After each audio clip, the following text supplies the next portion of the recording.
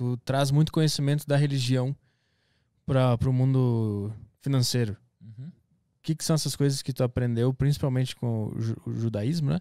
Com o judaísmo, com Salomão.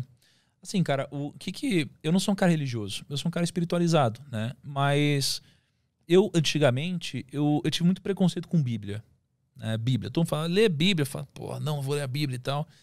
Eu não sei, talvez alguma coisa a ver com a minha infância, eu tive algum preconceito com isso.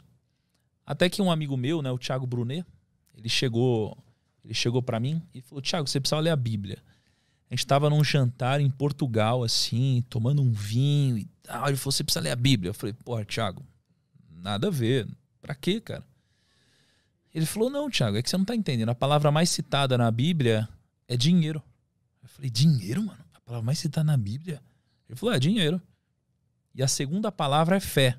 Só que dinheiro é citada muito mais vezes do que fé. Eu falei, tá brincando? Ele falou, é. E lá, na Bíblia, ela é composta de 66 livros. Né? E você junta 66 livros, você tem a Bíblia. E desses 66 livros, alguns deles foram escritos pelo rei Salomão.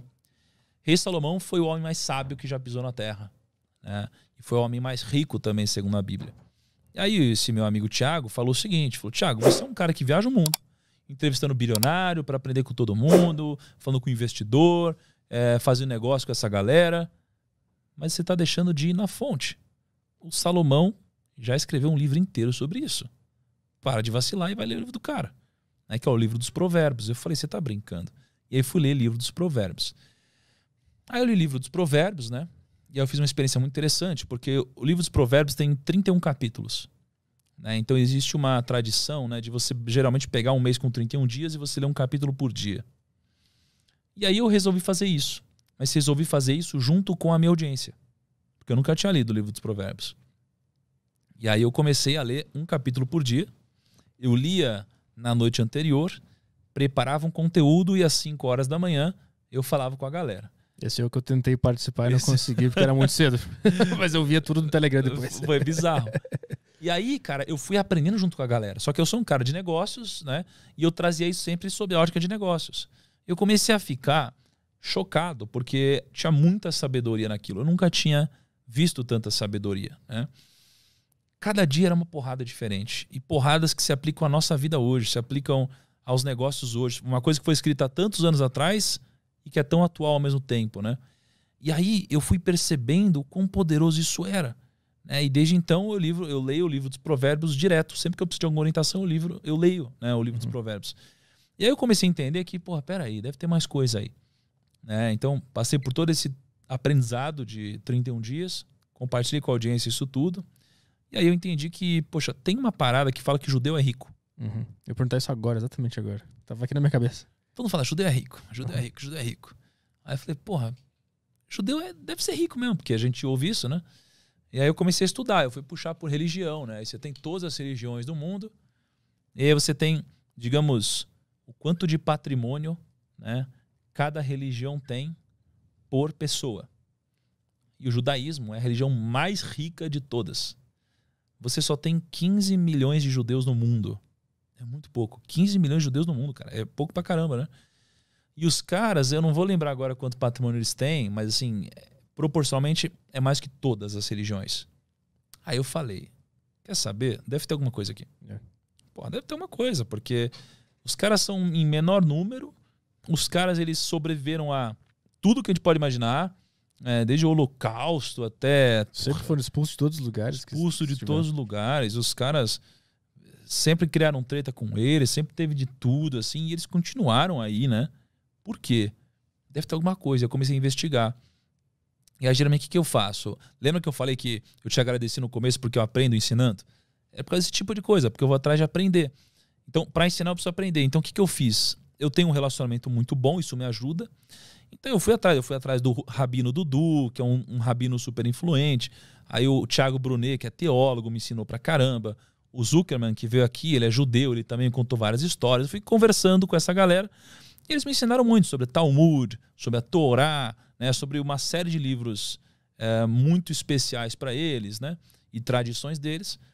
E aí eu descobri que o judeu, ele tem muitos princípios que ele respeita sobre o dinheiro, e isso torna eles muito ricos, né? Ricos, prósperos, abundantes. Mas talvez a coisa mais forte que eu veja é que na língua deles, né? Eles falam hebraico, né? Na língua deles, tem uma palavra chamada kesef. Kesef, ela tem 2 significados. É tipo manga. Manga pra gente é a manga fruta, é a manga de camisa, né? Para eles, kesef tem 2 significados, mas existem 2 significados não por coincidência, é porque de fato tem um sentido. Kesef significa desejo e kesef significa dinheiro. Então essa única palavra representa essas 2 coisas. E na religião deles, você ter dinheiro, você ser próspero é algo divino, não é algo ruim. Então muitas religiões pregam que é ruim isso.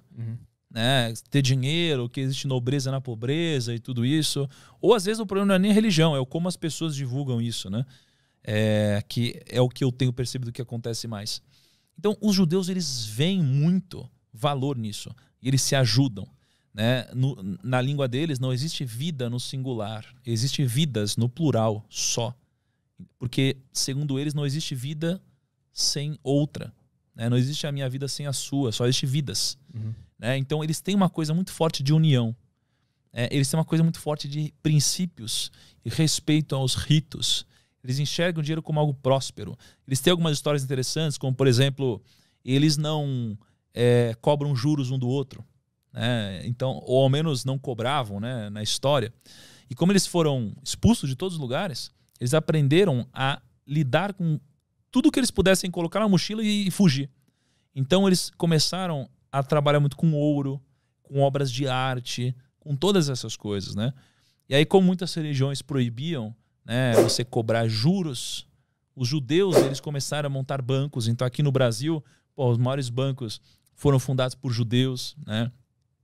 Os judeus, eles se ajudam, eles pagam estudo, eles valorizam muito a educação. Se você for ver o grau de educação dos judeus, é o grau mais alto de educação de todas as religiões. Então esse tipo de coisa acaba impactando no acúmulo de patrimônio, né? Então eu gosto muito disso, dos princípios milenares, porque o que se provou no tempo tem mais valor.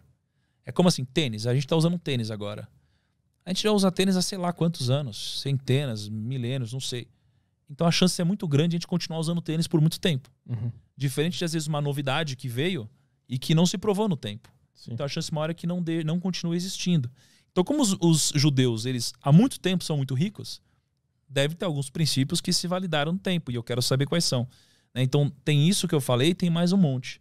Né? E esse tipo de coisa é legal, esse tipo de estudo acho que mexe com sua cabeça e te ajuda a crescer.